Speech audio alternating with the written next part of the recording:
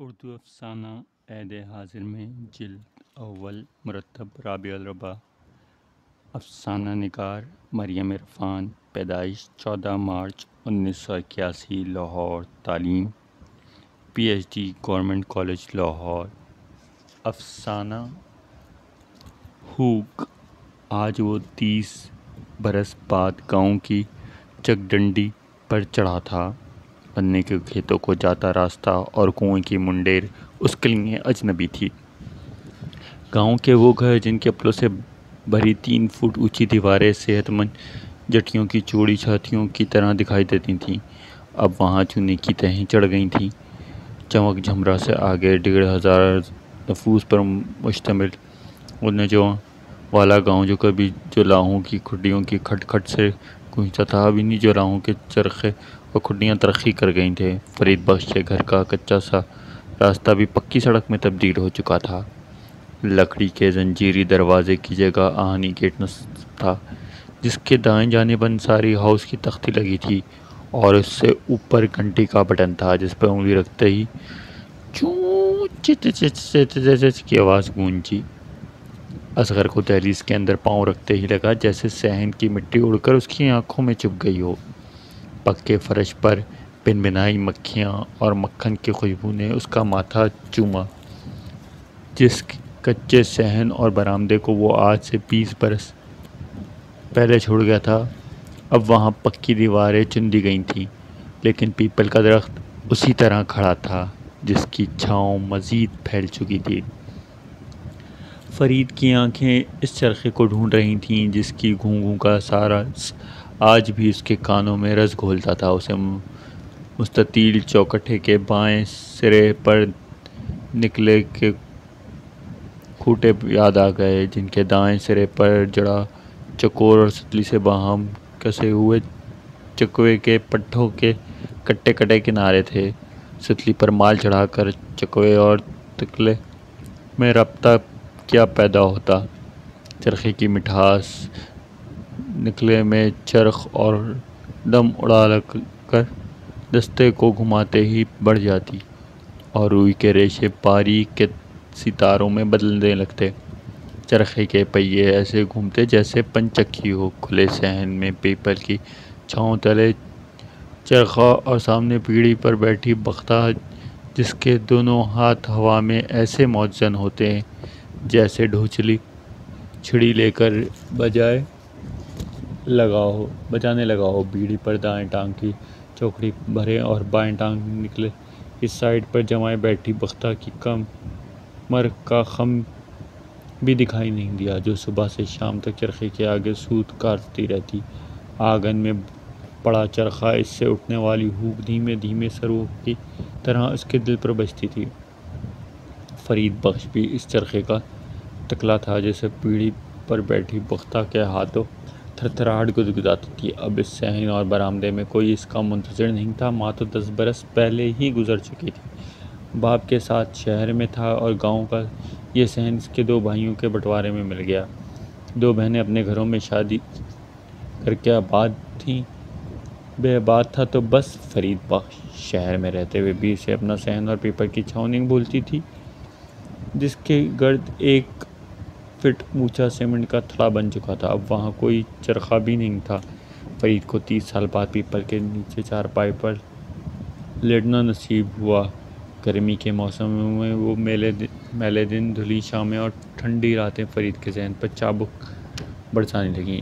اسے وہ وقت یاد آنے لگا جب اس آنگن میں پورا کنبہ آباد تھا، اس کے باپ، تایا اور چچا کے بچوں بھرا خاندان تب تقسیم نہیں ہوا تھا۔ اس کا گھر میں لگی کھڈی پر بنے کھیس اور چادریں گٹھری باندھ کر سائیکل اسٹینڈ پر رکھتا اور پیدل ہی میلوں سفر کے لیے نکل کھڑا ہوتا۔ کبھی یہ مال بکنے میں ہفتے لگ جاتا اور کبھی تیسرے دن ہی واپسی ہو جاتی۔ گاؤں کے بیشتر زمین قلعہ زدہ تھی، ایسے میں افلاس کیسے نہ اگتا۔ بس تھوڑے قلعے تھے جو مقامی لوگوں نے سبزیوں، گندم اور چاول سے بھر رکھے تھے۔ یہ کھیتی گاؤں کے لوگوں کے ہی کام آ جاتی۔ ان دنوں فرید اور خاندان کے لڑکے شہر کے ذائقوں سے ناشنا تھے۔ نئی نئی جوانی کے دن اب بھیگتی مسیں بادل میں پیدا ہوتی لہریں اور دروازوں میں کھڑکیوں سے تانک جھانک کرتی آنکھیں فرید کو بھی لگ گئی تھیں۔ تب یہ خبر نہیں تھی کہ سمندر میں گرداب ہونا ہے جس میں اگر ایک بار پھنس جائے تو کبھی کنارہ نہیں ملتا۔ فرید کی ناؤ اسی گرداب میں پھنسی جس کا نام چاچی بختہ تھا۔ 40 کے درمیان سن کی 6 فٹ لمبی اور بھرپور جسم کی مالک، بیضوی چہرے اور کھلی رنگت والی چاچی بختہ، جس کے چوڑے چوڑے ہاتھ پاؤں فرید کو تنور کے پٹھے پر رکھے آٹے سے بڑے پیڑوں کی طرح لگتے۔ بختہ کو گرمی بہت لگتی تھی۔ اس نے سردیوں میں سویٹر تو دور کبھی چادر نہیں لی تھی، بس باریک سی لراس بھرے ہوئے جسم کو ڈھکے رہتی، جیسے دہی کے کنڈے کو مکھیوں سے بچانے کے لیے باریک جالی ڈھکا جاتا ہے۔ بختہ کڑھائی میں پڑے ہوئے اس دودھ کی طرح تھی جو پہلے ابال میں ہی چھلکنے کو تیار تھی۔ فرید اس کا ذائقہ محسوس کرنے لگا تھا۔ مرغیوں کی طرح کڑکڑ کرتی رہتی، بختہ کے بالوں میں لگا دھنیے کا تیل اور چپڑی ہوئی چوٹی کمر پر ایسے بل کھاتی جیسے دریا میں پڑنے والا کٹاؤ۔ ناک میں پڑا چھوٹا سا کیلن جس کے اجالے میں بھی یوں چمکتا جیسے دھوپ میں ریت کے ذرے یا پھر پانی کے جھجھر۔ بختہ کے دنداں سے کیے ہوئے دانت کچے اخروٹ جیسے تھے اور ہونٹ سیب کی خاشوں کی طرح متوازی۔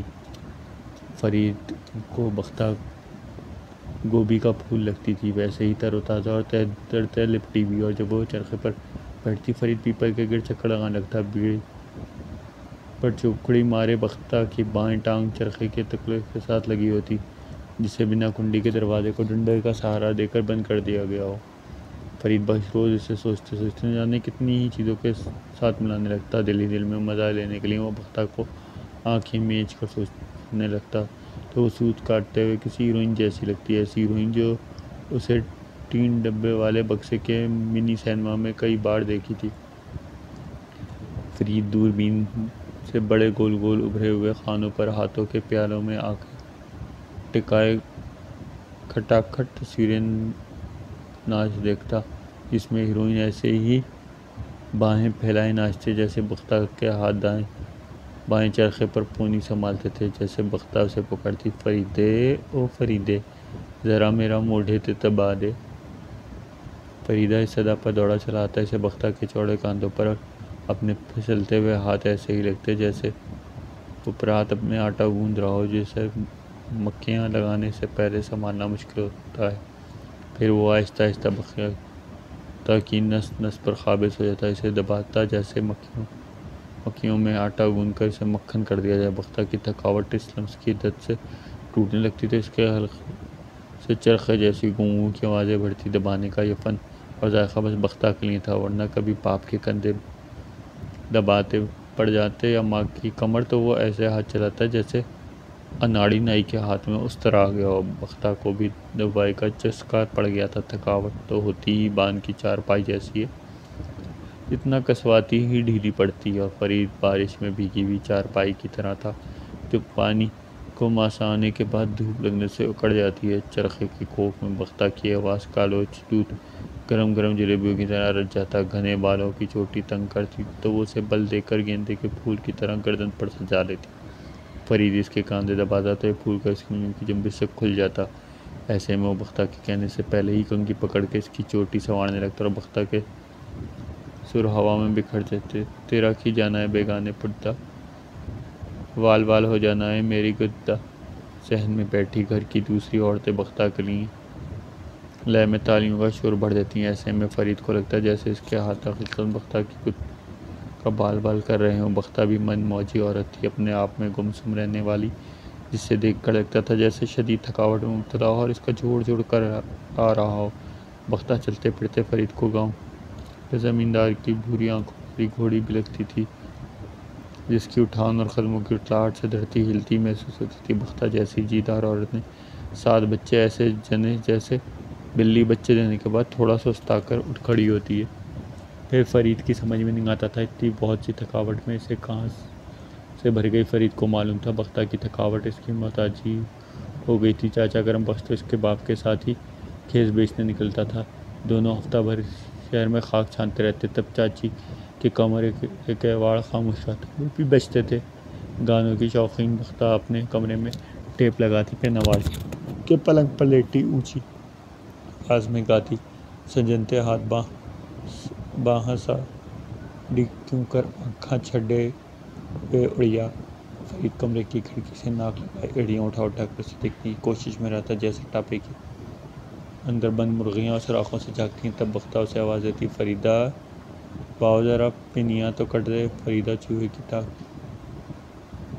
میں رہنے والی بلی کی طرح اس کی پنڈلیوں میں جھپٹ پڑتا، چرخے کے تکلے سوت کی طرح گرا لگ جاتی۔ بختہ کے رانوں پر بیٹھ کر موٹی موٹی پنڈلیاں ہاتھوں تلے مچھلی کی طرح پھسلتی تو فرید کو لگتا جیسے بختہ مستطیل چوکھٹے کے بائیں سرے پر لگا تکلا ہو اور وہ اس کی ٹانگوں پر بیٹھا چکوے کے پٹھے کی طرح، جس کے کنارے ڈورے سے باہم کسے ہوں۔ یہ ڈور اس کے اندر سے نکلتی ہے، جس پر وہ مال چڑھ آ کر چکوے اور تکلے میں ربط پیدا کرتا۔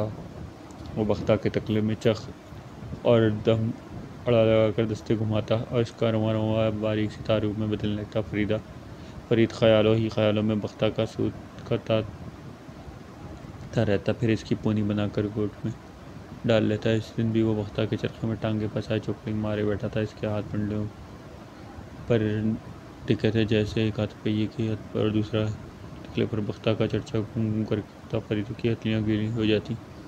چرخے کا پہیہ رہٹ کی طرح چلتا، وہ بیلوں کی طرح چلتا رہا اور پانی کے ڈنگے چھپا چھپا کر رہے۔ ایسے میں چرخے کی آواز رک گئی، جیسے ہی سب شانت ہو گیا۔ وہ تنور کی طرح جلتی بجھتی بختہ کی پنڈلیاں ٹھنڈی تھیں، جیسے ابھی ابھی اس کی روح قبض کی گئی ہو۔ فرید ڈر کے مارے چرخا چھوڑ کر بھاگا۔ وہ اگلی صبح باپ کے ساتھ ضد کر کے کھیت بیچنے کے ساتھ نکل پڑا۔ وہ دل کا چور گلے میں پھانس بن بیٹھا۔ اسے چرخے کی گوں گوں یاد آتی تو آنکھوں کے آگے دھواں سا بھر جاتا، جیسے مٹی کے چولہے میں پھونکے مارتے مارتے ماں کی آنکھیں سرخ بھور ہو جاتی تھیں۔ 3 دن بعد فرید کی واپسی ہوئی۔ صحن میں داخل ہوتے ہی اس کی نظر کے سامنے چرخے پر بیٹھی بختہ پر پڑی۔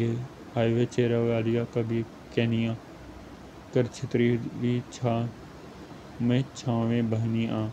بختہ نے فرید کو نظر بھر کر دیکھا اور پھر اپنے دھیان میں مگن گاتی رہی، جیسے دودھ میں پڑی مکھی نکال اس کی جاگ سے دہی بنا لیا جائے۔ ویسے ہی اس رات کو ذکر کو کھٹاس میں مل گئی۔ فرید کے دل میں برے برے خیالات آنے لگے۔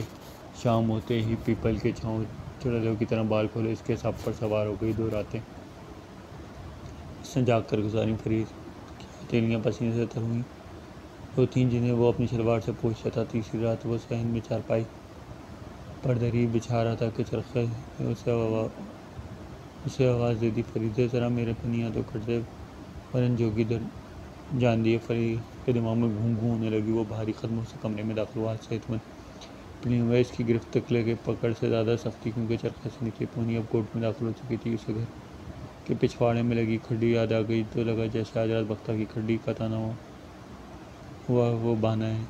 دھاگوں کی بنت نے چرخوں کی گوں گوں بلا دی۔ فرید بختہ کا کھیس بنا کر اڑنا چاہتا تھا، سو ہاتھ میں پکڑ کر رچ کر اس کی کھڈی پر چلتا رہا اور چھک چھک چھک کی صدائیں گھوں گھوں کے شور میں گم ہو گئیں۔ بختہ کی تھکاوٹ دھاگے کے چرخے سے نکلے کھڈی کی شٹل میں ڈھل گئے۔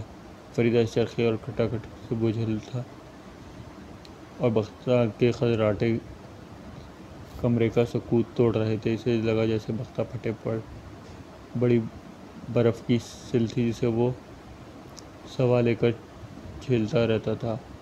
رات کا سناٹا ختم ہوتا، فرید کی نوجوانی کی صبح کی پہلی انگڑائیلی باقی آنے والی صبحیں بوجھل بوجھل سی ہوتی گئیں۔ باپ کی کھڈی ترقی کر گئی تھی، اب شہر کے بونے اسے سرسام کر دیا تھا۔ پھر ایسے میں وہ نجواں والا کیسا اچھا لگتا۔ آج 30 برس بعد وہ فرید کو چرخے کی گوں واپس لے آئی۔ پیپل کی چھاؤں پر چارپائی پر لیٹے لیٹے چرخے سے کھڈی تک کا سفر یاد آتا رہا۔ آنکھیں بھیگتی رہیں۔ فرید کی حال تیرا دو لرزتے ہوئے ہاتھ اس کے ماتھے تک آئے۔ فرید نے تڑپ کر کروڑ دیا، چارپائی سے اٹھ کھڑا ہوا۔ چاچی بختہ کا بھرا ہوا جسم اب چوسے ہوئے آم کی طرح لچک گیا تھا، پوپلا دانتوں سے خالی تھا، گردن ہوا میں پر کھاتی پتنگ کی طرح لڑکتا تھا۔ فرش پر آ گرے گی۔ فرید نے آنکھیں صاف کیں، سلام لے کر بختہ سے لپٹ گیا۔ اسے 30 سال پہلے بختہ سے چپکنا یاد تھا، جیسے برف کے کٹورے سے زبان چپک جاتی ہے۔ آج وہ ایسے ہی لپٹا جیسے کوئی بچہ سوتے میں ڈر کر ٹھمکتا ہے تو ماں اسے ساتھ چمٹا لیتی ہے۔ بختہ اس کے کندھے پر تکیاں دی وہ ٹھنڈی اور شانت تھی۔ فرید جب بھی کچھ کہنے کے لیے منہ کھولتا، بختہ دلار سے اسے کماتا چھوم لیتی، جیسے وہ جانتی کہ فرید کی زبان ندامت کی ہتھیلیاں جوڑے گی۔ دونوں گھر بار اور خاندان کی باتیں کرتے رہے۔ تمام بیتے دن یاد کیے، سوائے ان راتوں کے جن میں چرخے کی گونگتی رات کا کھانا کھا کر گھر والے اپنے اپنے کمروں میں چلے۔ فرید کے سرائے پر پیپل تلے چارپائی ڈال کر لیٹ گیا اور آدھی رات بھی ستاروں کی چھاؤں میں بیتی تھی کہ بغلی کمرے سے مختار کی اکھڑی اکھڑی گانے کی آواز آنے لگی۔ سن چرخے تھی مٹھی کو، فرید کی آنکھیں بھیگنے لگیں۔ اسے یاد آنے لگا کہ بختہ کھیس بنا کر اوڑھنے کے باوجود وہ آدھی عمر ننگا ہی رہا۔ شاید چرخے کے تکلے میں اس کا من چور پھنس چکا تھا۔ گانے کی آواز بڑھتی رہی، میرے دل وچ اٹھو ہوک اے فرید، سرانے چرخے تے گوں گوں سنگتا رہا۔